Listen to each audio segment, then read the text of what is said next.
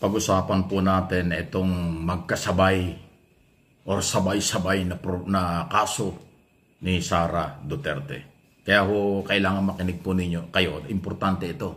May mga nagtatanong at may mga speculation ngayon na baka daw hindi na matuloy yung impeachment trial kasi huhulihin si Sara dahil sa crime against humanity doon sa ICC. Hindi po ganon. Okay? Ganito po ang mangyayari. Si Sara, humarap o hindi sa impeachment, tuloy ang impeachment. Kasi ang impeachment o article of impeachment ay nasa Senado na. Hindi na yan pwedeng ma-withdraw, hindi yan pwedeng i-stop pag sa oras na maumpisahan. Si Sara, pwedeng humarap o hindi sa impeachment court. Kung siya ipapatawag ng mga senador, obligado siyang humarap. Kung hindi, hindi naman niya pwedeng ispagsiksika ng kanyang sarili. Kasi ang impeachment court, senator judges, ang masusunod kung kailangan ba si Sara o hindi sa trial. Kasi mga abogado na ang pwedeng humarap dyan. Ganun po yon. So isa yon sa dahilan na kung si Sara ay maaresto ng ICC dahil sa kanyang kaso, crime against humanity, co-accused ng Duterte, hindi po matitigil ang trial. Ibig sabihin ganito, halimbawa lang hindi ko sinabing nangyayari na. Although yung iba sinasabi, nandyan na ako hanggat di ko nakikita yung warrant of arrest at aksyon ng pulis, ibig sabihin, hindi pa natin pwedeng sabihin nandyan na or may arrest warrant na. Ako, ang sinasabi ko, kung sakali dumating ang warrant, dala ng Interpol, ipapatupad ng Executive Department, ng Police, DILG at ng DOJ, pwede siyang arestuhin. Kahit Vice President siya, pwede siyang arestuhin. Kasi ang kapangyarihan ng ICC ay na nga po mag-imbestiga, maglitis ng mga head of state, mga matataas na opisalis ng pamahalaan sa buong mundo.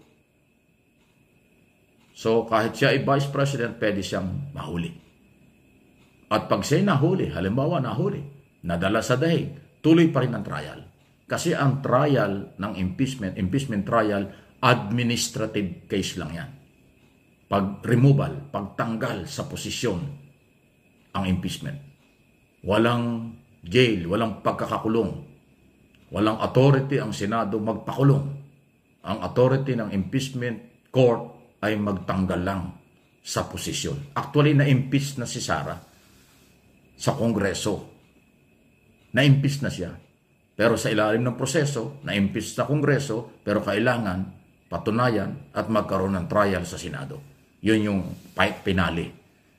Halimbawa, okay, si Sara ay guilty. Tanggal na as Vice President kung yan ang magiging desisyon ng Senado after ng trial. Hindi na siya makakaroon ng kahit anong posisyon sa gobyerno. Ban na sa anumang public office. Okay? Kung halimbawa naman ay acquittal siya, hindi na patunayang guilty sa impeachment trial, pero siya ay nakulong at nasa ICC, hindi magagamit yung acquittal para acquittal niya sa impeachment para i-release ng ICC kasi walang jurisdiction at walang pakialam ang ICC sa internal problem ng Pilipinas. So hindi sila manghihimasok sa local court kung nasa korte at impeachment administrative issue sa Philippine government. At ang Pilipinas, wala naman. Halimbawa, acquittal. Si Sara sa impeachment. Walang magagawa ang Philippine government na palabasin si Sara sa ICC kung sakaling makukulong kasi dahil sa acquittal, hindi. Kung guilty naman, wala rin. Kaya ano man ang mangyari sa impeachment, trial ni Sara Duterte. Pero kung siya naman ay makukontrol at mahuhuli at ikukulong ng ICC, wala rin. Ibig sabihin, wala rin magagawa ang Philippine government.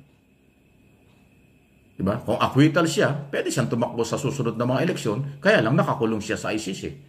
Kaya paano kung halimbawa, hindi ko sinabing mangyayari, kung halimbawa, guilty, 30 years na makakukulong, medyo matagal-tagal yun. Ganun po.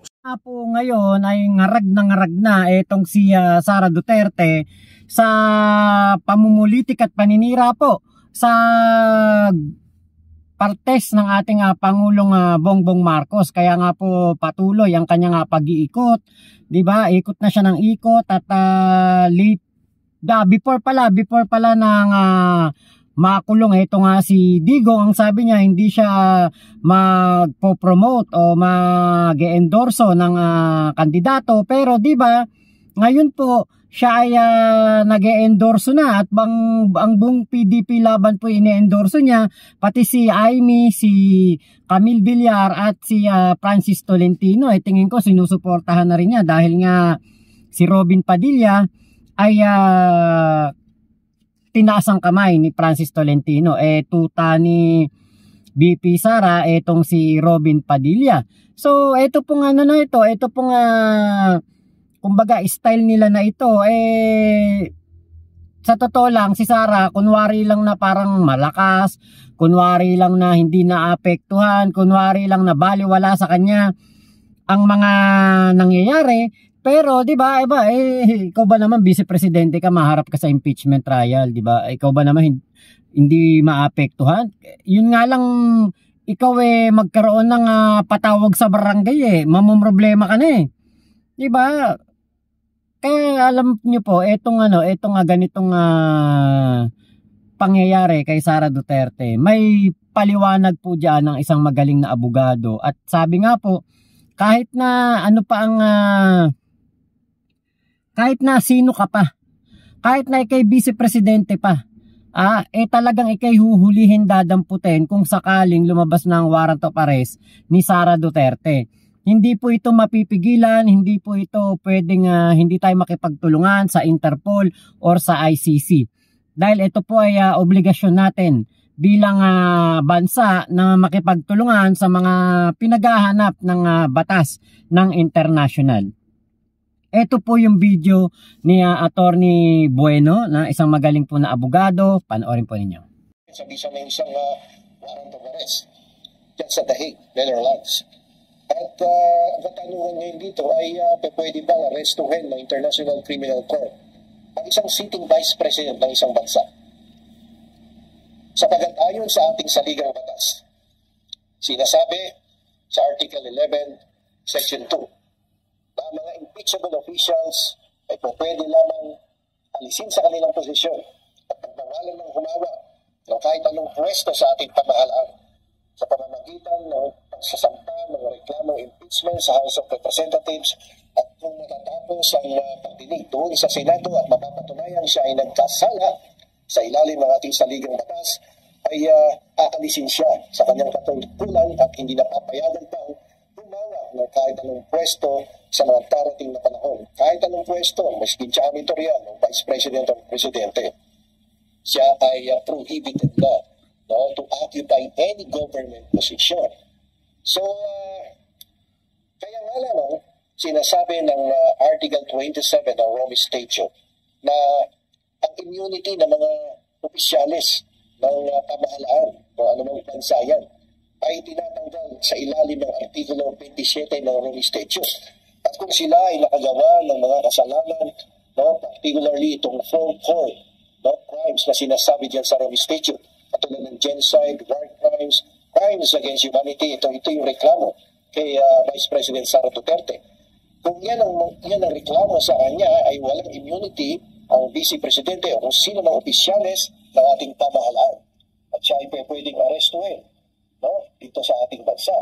Ngunit magkakaroon dito ng pagtutunggali ng domestic law ng ating bansa at yung Rome Statute na yan. Sapagkat dito nga sa ating bansa, sa ilalim ng ating saligang batas, na ang Vice Presidente ay pwede lamang na matanggal sa kanyang posisyon sa pamamagitan ng isang impeachment complaint, and if convicted ay tanggal, but not through the filing of a criminal complaint in court. Hindi sa pamamagitan ng isang reklamong kriminal ang karakter, sapagkat mahigpit na sinasabi ng saligang batas na ang Vice Presidente ay pwede lamang maalis sa kanyang katungkulan sa pamamagitan ng isang impeachment complaint, and if convicted, tanggal, but not through the filing of a criminal complaint. At kung napatunayan, tatanggalin mo. Hindi pwede kung criminal complaint, impeachment lamang. Kaya nga lamang ito itong sinasabing provision na to sa ating saligang batas ay pwedeng makipagtunggali, no, sa ilalim ng Article 27 ng Rome Statute. Kaya kapag inisyo ang warrant of arrest, pwedeng dalhin ang ating Vice Presidente doon sa The Hague, Netherlands, upang doon ay umatil ng mga pagdinig sa mga reklamong isinampalaban sa kanya, particularly crimes against humanity. Ngunit ito kasing International Criminal Court ay wala naman talagang enforcement power, no, para ipatupad ang isang warrant of arrest. Kung hindi nakikipagtulungan ang ating pamahalaan, ay mahihirapan silang ipatupad ang isang warrant of arrest na inilabas laban sa kasalukuyang Vice Presidente.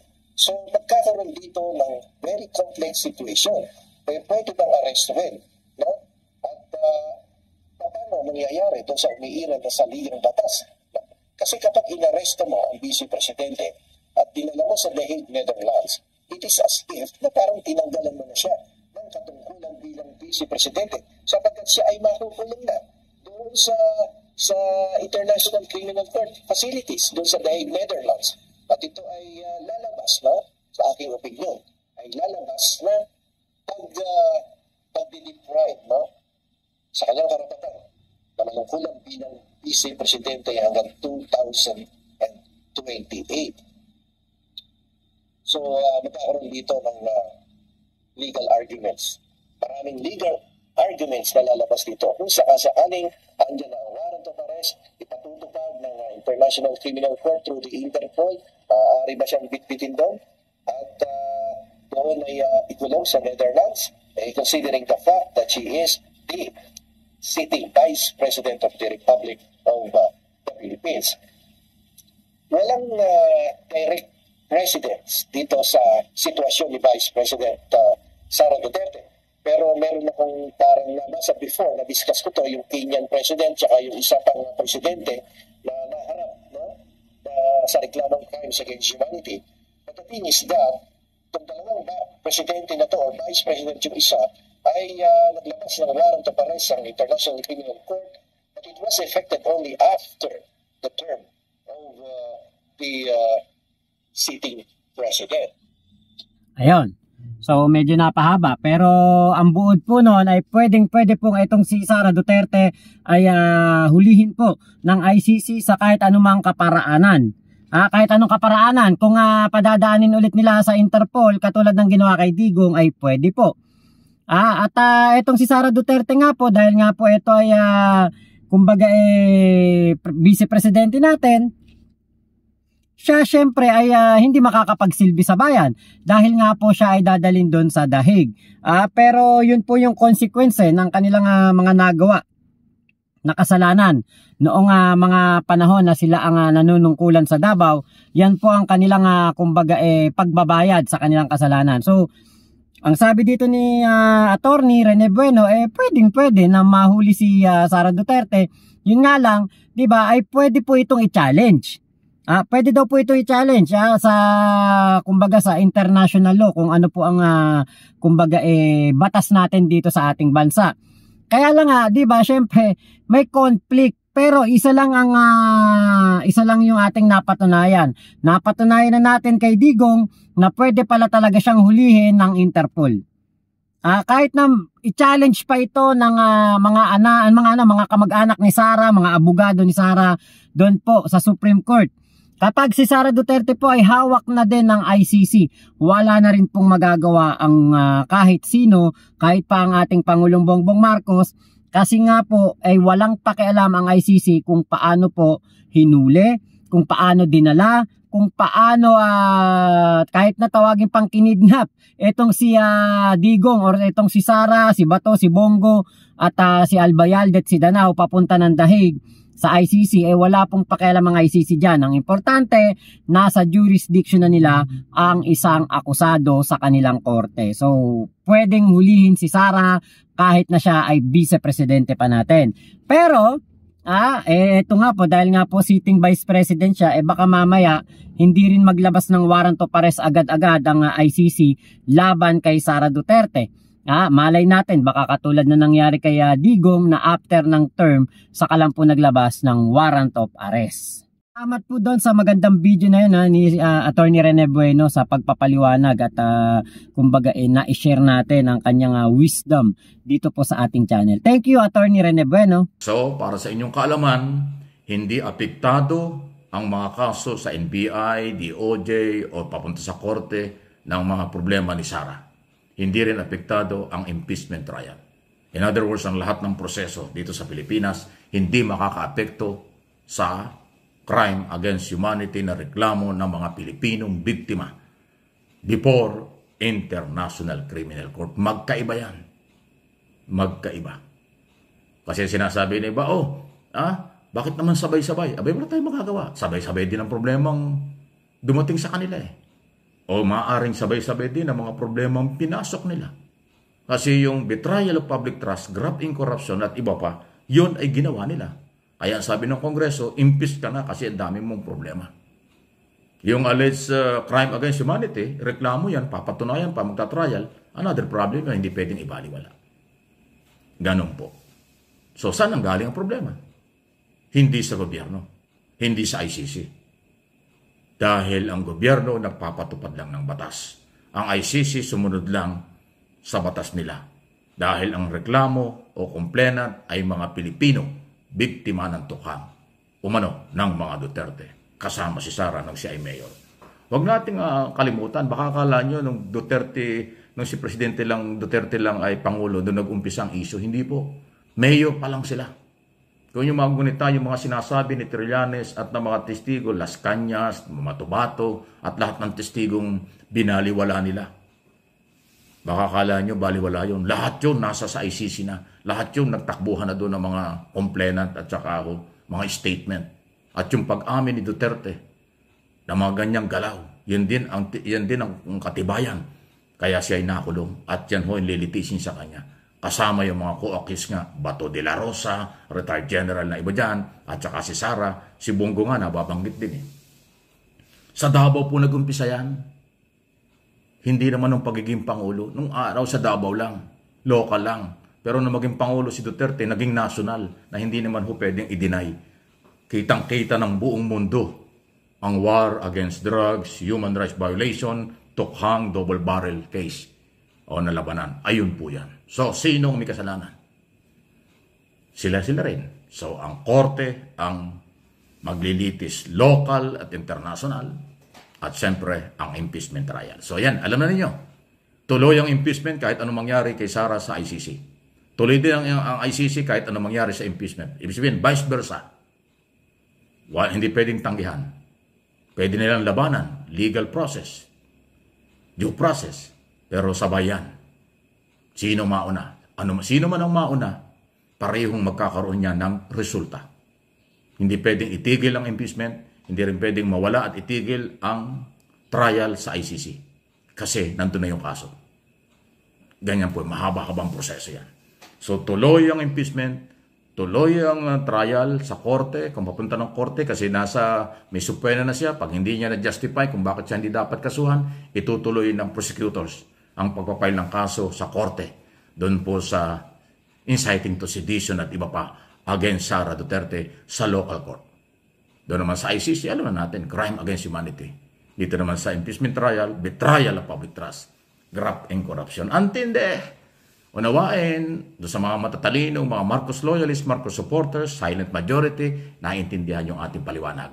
Doon sa mga saradong isip, alam mo na kung saan sila nagagaling. Huwag na tayong pahawa dyan. Bawal ang bobo dito sa channel na ito. At mga followers, subscribers, at viewers, kailangan matalino. Pag mayroong kang alam, mayroong kaligtasan at katahimikan. Please like and share ang video. Salamat po Sir Mike sa sinabi mo, bawal ang bobo sa iyong channel. Nako kaya nga po marami pong mga basher at mga trolls po pumupunta sa channel ni Sir Mike Abe kasi nga po walang fake news kay Sir Mike Abe at totoo ang kanyang mga sinasabi. Tama ang kanyang mga analyze at ang pag-analyze ng mga issue at ang kanyang mga opinion ay talaga naman pong tumbok na tumbok kung ano ang katotohanan. Thank you Sir Mike. At ngayon dito po sa kay BP Sara, ito yung kumbaga ngarag season ni Sara Duterte. Bakit? Una, nanganganib na matalo ang mga senatoriables ng kanyang ama dahil nga nakulong ito sa ICC. Pangalawa, kapag natalo ang mga kinakandidato ng kanyang ama at ang kanyang mga kinakandidato ng mga senador, ay posible po na siya po ay ma-impeach sa Senado. Pangatlo, ay ito pong pangamba na ang ICC po baka sooner or later ay nandyan na nga po ang kanilang mga warrant of arrest at ipakulong na po ng tuluyan itong si Sara Duterte. So isa pong kahangalan ang pagpapakita ng confidence dahil yan po ay alam natin na kumbaga pagbabalat kayo na kunwari malakas pero ang totoo nangangarag na at natatakot na sa mga pwedeng mangyari kay Sara Duterte. Dagdag pa dyan, syempre, naku, baka manalo ang ating Senador Benhur Abalos. Naku po, ayaw na ayaw pa naman ni Senator Benhur Abalos sa mga kriminal, sa mga gumagawa ng masama at sa mga lumalabag sa batas. Nandiyan ang ating Senador Benhur Abalos na magiging boses ng mamamayan. Peace and order na patunayan niya na under his leadership as DILG Secretary na huli ang pinakamalaking drug bust sa kasaysayan ng Pilipinas. Natupad ang kaso ng Percy Lapid case. Pati po ng Governor Roel de Gamo sa Negros Oriental na kaso ay nasolve din po. Nalaman po kung sino ang mga mastermind at ngayon po yung mga nagtatago na. Diba? Kaya alam niyo po, akin pong pinupush na sana manalo ang ating Secretary Senator Benhur Abalos sa Senado dahil po sigurado na patas ang ating magiging buhay. Mapamahirap, mapamayaman, lahat po ay patas at meron pong pagkakapantay-pantay, hindi bias under the leadership of Senator Benhur Abalos. So number 1 po yan sa balota. Huwag nyo pong kakalimutan na Benhur Abalos sa Senado. Maraming salamat po sa pagsama nyo dito sa aking vlog nito. Ingat po kayo. Nasaan mang panig kayo ng mundo, iboto nyo si Benhur Abalos. Mama chup chup, love you, love you. God bless us all, Pilipinas. God first.